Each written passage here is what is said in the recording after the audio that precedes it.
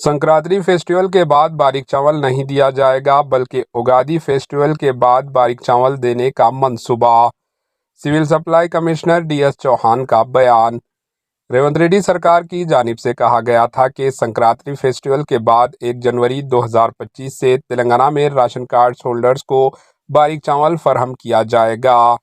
वज़ीर-ए-ज़राअत नागेश्वर राव की जानिब से ऐलान किया गया था कि 1 जनवरी 2025 से बारीक चावल राशन कार्ड होल्डर्स को दिया जाएगा, लेकिन ये भी वादा खोखला हो सकता है। इस तरह कांग्रेस हुकूमत के कई हवाई ऐलानात करने पर अवाम में बेचैनी है। अवाम का कहना है कि हुकूमत है या मजाक। अवाम ने कांग्रेस हुकूमत पर दिन ब दिन नए ऐलानात करने पर हुकूमत पर बरहमी का इजहार कर रही है। संक्रांति से बारीक चावल देने का ऐलान करने वाली रेवंत रेड्डी सरकार अपने वादे से मुंह मोड़ सकती है। Civil supply commissioner DS Chauhan ने कहा कि अब आने वाले बारीक चावल 3 महीनों तक स्टोर किया जाए तो बेहतर रहेगा।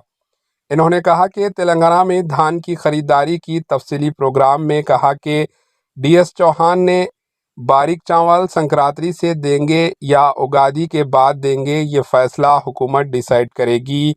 इन्होंने कहा कि बारीक चावल देने में कोई परेशानी नहीं है, बल्कि नए बारीक चावल स्टोर किया जाए तो बेहतर होगा। इस मसले पर हुकूमत फैसला करेगी। फिलहाल रियासत में धान की खरीदारी ठीक से चल रही है।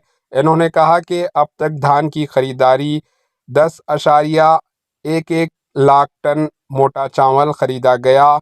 3.02 लाख टन बारीक चावल की हुकूमत ने खरीदारी की है। Bureau report, AHN news. AHN news को लाइक करें, शेयर करें और सब्सक्राइब करना ना भूलें।